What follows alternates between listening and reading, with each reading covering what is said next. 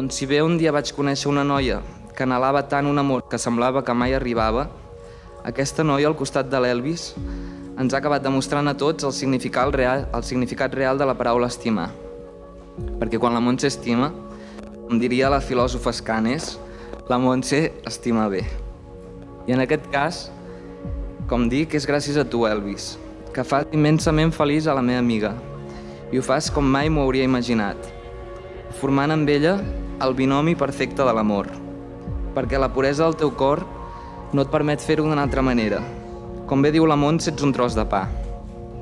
L'estimes, la cuides, li ofereixes estabilitat, la mimes i, en resum, l'adores. Podríem dir, doncs, ets l'home que molts ens agradaria ser o la parella somiada que molts els agradaria tenir.